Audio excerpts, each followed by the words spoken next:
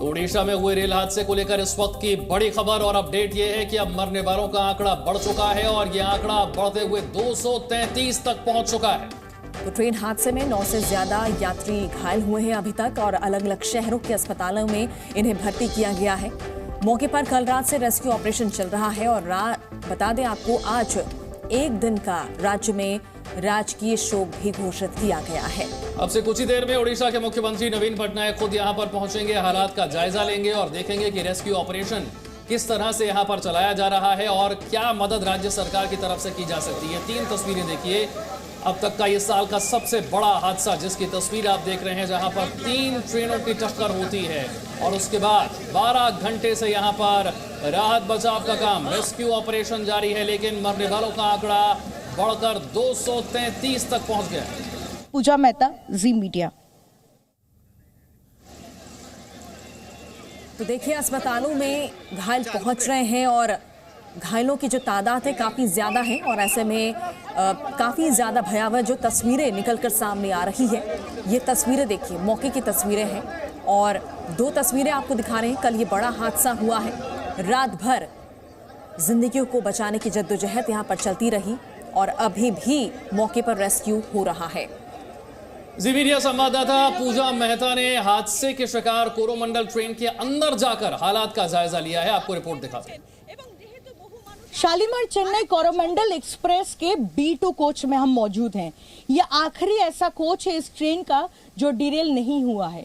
इसके बाद से B2 के बाद जितनी बोगियां हैं वो डिरेल हो चुकी हैं। लेकिन इस वक्त अगर हम आपको तस्वीरें दिखाएं इस बोगी के, तो आपको अंदाजा होगा कि आखिरकार उस वक्त किस डर के साए में यहाँ पर यात्री जो है वो मौजूद थे। आप देखिए, सबका सामान ऐसे ही पड़ा हुआ है, जिसके हाथ में जो आया वो अपनी जान बचाने के लिए इस ट्रेन से उतर गया।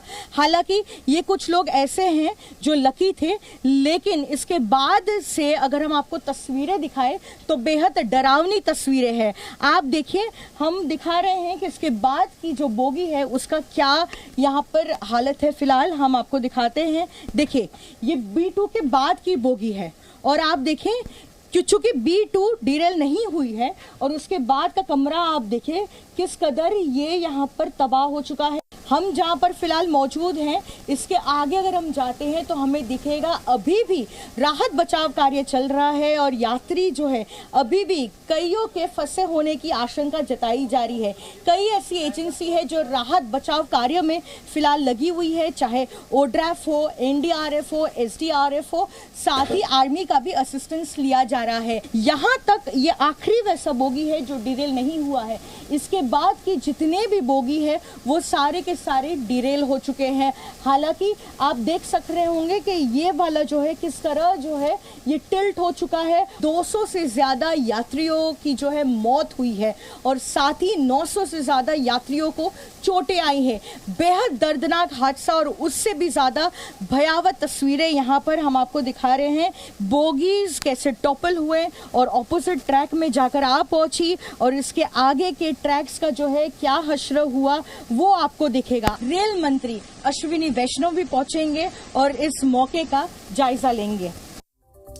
मेरे 2 सहयोगी इस वक्त हमारे साथ हैं, पूजा मेहता और धीरज ठाकुर हमारे साथ जुड़ रहे हैं, दोनों घटनास्थल पर मौजूद हैं। पूजा, मुख्यमंत्री पहुंचने वाले थे लेकिन उससे पहले जरा तस्वीरें दिखाइए कि अब 12 घंटे हो गए हैं रेस्क्यू ऑपरेशन को चलते हुए, इस वक्त की स्थिति क्या है? देखिए, आपको बता दें, रात भर राहत और बचाव का कार्य चलता रहा। हमारे पीछे भी जो है आपको दिखेगी जो टॉपल हुई है बोगी, वहां पर कुछ लोग अभी भी फंसे होने की आशंका है और वहां पर भी आपको दिखेंगे जो रेस्क्यू टीम से वो राहत और बचाव का कार्य कर रहे हैं। फिलहाल हम आपको दिखाते हैं ये तस्वीरें जहां पर साफ हो जाता है कि किस तरह पटरी से उतर गई ये जो है शालीमार वाली ट्रेन जो है यहाँ पर कोरोमंडल एक्सप्रेस। आपको दिखेगा कि पर उसके व्हील्स का पर है। साफ जाहिर होता है कि इसकी इंपैक्ट इतनी ज्यादा थी कि जब इसी ट्रेन के 10 से 12 बोगी डिरेल होते हैं, पटरी से उतर जाते हैं, तब यहाँ तक की जो ट्रैक है वो भी टूट जाते हैं। आप देखिए, आपको दिखेगा सामने के बाद की जितनी बोगी है एक के बाद एक कैसे टॉपल होती है और ऑपोजिट ट्रैक में आ जाती है जहां पर यशवंतपुर एक्सप्रेस थी, और उसकी वजह से उसके भी 2 कमरे पटरी से उतर जाते हैं। आप देखिए यहाँ पर साफ दिखेगा, ट्रैक्स टूटकर यहाँ पर पड़े हुए हैं। जो स्टोन्स होते हैं और जो ब्लेड्स होती हैं, ब्लेड्स खुल गई है, स्टोन्स टूट गए हैं, और काफी डरावनी तस्वीरें। आप अंदाजा लगा सकते हैं कि इन बोगियों में जो यात्री तब सवार थे उन पर क्या गुजर रही थी। लेकिन यहाँ पर जो है पूरी तरीके से बैरिकेडिंग कर दी गई है। मैं थोड़ी में अगर आपको दिखाऊं तो आप देखिए यहाँ पर क्रेन लाई गई है, क्योंकि धीरे धीरे अब इस ट्रैक को क्लियर किया जाएगा, क्योंकि रेलवे के अधिकारी अब यहाँ पर पहुंचने लगे हैं। एक थॉरो इन्वेस्टिगेशन होना है, ये देखा जाएगा कि आखिरकार ट्रेन में कोई प्रॉब्लम थी या फिर ट्रैक्स में प्रॉब्लम थी। और थॉरो इन्वेस्टिगेशन के लिए ये जरूर किया जाएगा कि जो यहाँ पर टॉपल हुई जो है यहाँ पर बोगिया, उसे यहाँ पर हटाई जाएगी। इसलिए मौके पर आपको दिखेगा कि ये क्रेन पहुंच गई है। से ये जितने भी डीरेल हुए कमरे, इन्हें फिलहाल हटाया जाएगा। और आप देखिए ऊपर, आप देखिए जांच का विषय है। और आप बने रहिए पूजा, हमारे साथ धीरज भी जुड़ चुके हैं। धीरज, मरने वालों को जो आंकड़ा है वो बढ़ रहा है, 233 अब यह आंकड़ा हो गया है। क्या अनुमान यहां पर लगाया जा रहा है और लोगों को बाहर निकाला जा सकता है? लोग और दबे हो सकते हैं? जी बिल्कुल, दबे हो सकते हैं। और जिस तरह से कार चल रहे हैं यहाँ पर, राहत बचाव कार, उस पूरी तरह से यहाँ पर उससे लग रहा है कि अभी और भी अंदर डेड बॉडीज़ हैं और पूरी तरह से वहाँ पर लोग मुस्तैद हैं और कर रहे हैं। लेकिन मैं आपको दिखाता हूँ, पहले आप देखिए ये जो यहाँ से जो बॉगी आती है, आप देखिए यहाँ पर, और ये कोरोमंडल एक्सप्रेस है, चेन्नई शालीमार एक्सप्रेस है। और ये एक नंबर कहा जाता है कि ये ट्रेन आई। आप देखिए कि किस तरह से, मैं इस ग्राउंड पे अब देखिए कि पूरी तरह से, मैं आपको कैमरामैन को कहूँगा कि आप देखिए कि किस तरह से ये जो वहाँ से आई। और ऐसा भी कहा जा रहा है कि इसको 2 नंबर पे जाना था, लेकिन 1 नंबर पे ये सिग्नल मिल गया, इसीलिए ये इधर 1 नंबर पे जाने के कारण जहां मालगाड़ी लगी हुई थी तो वहां पर टक्कर मारी। ये मैं नहीं कह रहा हूं, ये यहाँ के लोग, जो स्थानीय लोग हैं, वो ये बात कह रहे हैं। आप देखिए कि मैं उसी ट्रैक पर अभी मौजूद हूं। हमारे साथ एक स्थानीय लोग हैं जो यहाँ पर मौजूद थे, उनसे मैं बात करता हूँ। आप बताइए कि क्या थी यहाँ की स्थिति? सर देखिए, मैं इधर का स्थानीय लोग हूँ, मेरा नाम शरद सामल है। वहाँ से 6:40 पर कोरोमंडल एक्सप्रेस शालीमार से चेन्नई जा रहे थे सर। 6:40 पर, ठीक है सर। वो ट्रेन सर 2 नंबर पर जाना था सर, वो ट्रेन 2 नंबर पर जाना था, लेकिन 1 नंबर पर वो मालगाड़ी खड़ा हुआ था। 1 नंबर पर मालगाड़ी खड़ा हुआ था सर। लेकिन सर कैसे हो गया, उनका ट्रैक चेंज नहीं होगा या फिर थ्रू सिंगल आंसर हो गया, तो देखिए ना सर, वो फिर शालीमार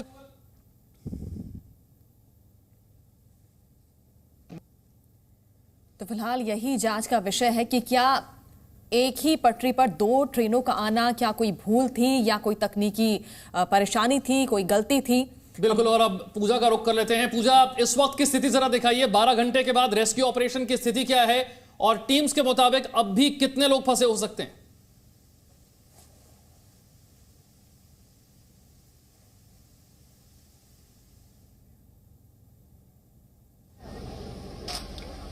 एक बार फिर से जरा तस्वीरें आपको दिखाते हैं। हादसे के बाद की ये तस्वीरें, सुबह की जो तस्वीरें हैं वो और ज्यादा भयावह हैं, डराने वाली हैं। 3 ट्रेनों में ये टक्कर बढ़ सकता है। अब मौत का आंकड़ा, 3 ट्रेनें इसके बाद कैंसिल कर दी गई हैं, 9 के रूट को डाइवर्ट करना पड़ा है। हादसे में अपडेट ये है कि अब मरने वालों का आंकड़ा 233 तक पहुंच चुका है। एक बार फिर से पूजा का रुख करते हैं। पूजा, बिल्कुल, मैं आपको तस्वीरें दिखाती हूँ। ये उस वक्त की तस्वीरें हैं। ये शालीमार चेन्नई कोरोमंडल एक्सप्रेस है और आप देखिए यहाँ पर किस तरह से शीशे को तोड़ा गया है, क्योंकि जो स्थानीय लोग यहाँ पर पहुंचे थे और जो अंदर यात्री फंसे थे उन्हें बाहर निकालने के लिए ये शीशे यहाँ पर तोड़े गए। तस्वीरों में देखिए आप, यहाँ पर जो शीशे यहाँ पर आपको पड़े हुए दिखेंगे और कुछ के जो तोड़ दिए गए, ये इसलिए किए गए क्योंकि काफी समय लग रहा था रेस्क्यू रिलीफ टीम्स को मौके पर पहुंचने के लिए। लेकिन सबसे पहले रिस्पॉन्ड किया वो स्थानीय लोगों ने, आस-पास में ही रहते हैं और वो संग जो है यहाँ पर पहुंचे थे और उसके बाद ही उन्होंने इन यात्रियों को शुरू कर। में साफ होता है कि आप देखिए अपना सामान वगैरह सब कुछ बाहर फेंक कर वो लोग जल्द से जल्द बाहर आना चाह रहे थे। ऐसे में स्थानीय लोगों ने एक बहुत ही अहम भूमिका निभाई है और उन्होंने उनकी मदद की।